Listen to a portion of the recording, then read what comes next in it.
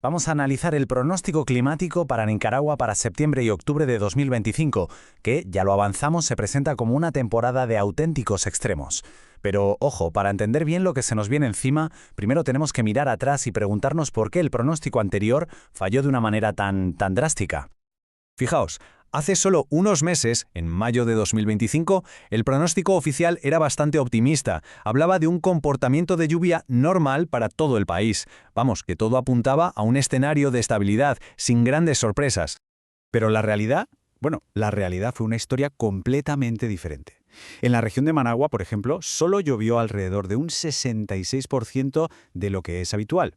Y eso, se mire por donde se mire, no tiene nada de normal. Fue una sequía meteorológica en toda regla. Y esto, claro, nos lleva a la pregunta del millón. ¿Qué fue lo que salió mal? ¿Por qué hubo esa diferencia tan bestia entre lo que se predijo y lo que realmente pasó? Entender las causas de esa sequía es absolutamente clave para poder interpretar el futuro. Pues la respuesta no es nada sencilla, la verdad. No fue una sola cosa. Fue una combinación muy potente de varios factores atmosféricos a gran escala que básicamente se aliaron para suprimir las lluvias que se esperaban con tanta confianza.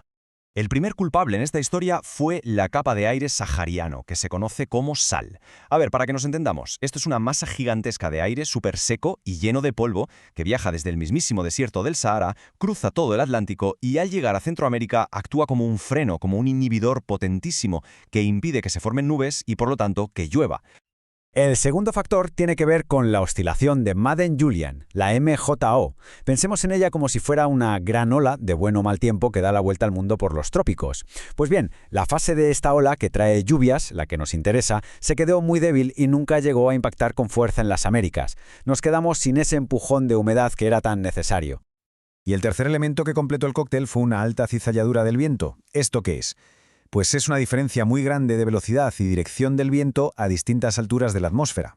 En la práctica, esto funcionó como un escudo, literalmente desgarrando las tormentas que intentaban formarse antes de que pudieran crecer lo suficiente como para descargar lluvia. Y aquí está el punto crucial de todo esto. Estos tres factores, el aire seco del Sahara, una MJO prácticamente dormida y esa cizalladura tan fuerte, no actuaron cada uno por su cuenta. Que va, se coordinaron para crear un auténtico y poderoso bloqueo atmosférico que fue el responsable directo de la severa sequía que se vivió. Vale, ya hemos entendido el pasado. Ahora miremos al futuro, al pronóstico para septiembre y octubre. Y aquí es donde la historia se vuelve todavía más compleja, incluso paradójica. Lo que nos dice el análisis más reciente es que no hay un único clima para todo el país, para nada. Lo que se dibuja es una nación partida en dos, con dos zonas climáticas muy distintas y de hecho totalmente opuestas. Es como una historia de dos Nicaraguas. Por un lado tenemos la vertiente del Pacífico, el norte y el centro del país, que se enfrentan a un pronóstico de lluvias por debajo de lo normal y por tanto a un riesgo muy alto de sequía. Y por el otro lado tenemos la costa caribe, donde se esperan lluvias normales, pero, y aquí está la clave, con un riesgo elevadísimo de inundaciones y huracanes. Esta dicotomía, esta división climática, trae consigo riesgos muy específicos y, como decíamos, opuestos. Es fundamental que entendamos bien qué es lo que está en juego en cada una de estas dos regiones. Miremos la región del Pacífico. Aquí el riesgo de sequía es muy real. Para la zona de Managua, el escenario más probable, con casi un 45% de posibilidades, es que las lluvias estén por debajo de lo normal. La amenaza, como se ve, es bastante clara. Este posible déficit de lluvias se ve muy bien si comparamos el promedio histórico, que está entre 350 y 420 milímetros, con lo que se pronostica ahora, que es de 300 a 400. Quizás no parezca una diferencia abismal, pero hay que pensar que venimos de suelos ya muy secos y en esa situación cada milímetro cuenta, y mucho. Y ahora damos un giro de 180 grados y nos vamos al Caribe. El riesgo aquí es completamente distinto, y hay un dato histórico que lo deja meridianamente claro. 8 de cada 10 ciclones tropicales que han impactado en Nicaragua lo han hecho precisamente en estos 2 meses, en septiembre y en octubre. Por supuesto, identificar los riesgos es solo la primera parte. El verdadero reto, el desafío de verdad, es pasar de tener un pronóstico a tomar acción. ¿Cómo se prepara un país para navegar esta incertidumbre, para gestionar estos extremos?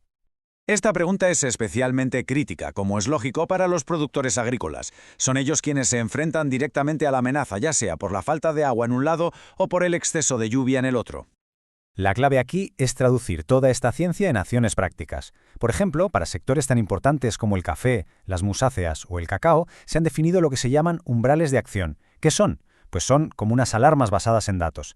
Niveles específicos, como una cantidad de lluvia o un número de días secos seguidos, que, al alcanzarse, activan automáticamente medidas concretas, desde poner en marcha un riego de emergencia, aplicar fungicidas para prevenir enfermedades o prepararse para una tormenta inminente.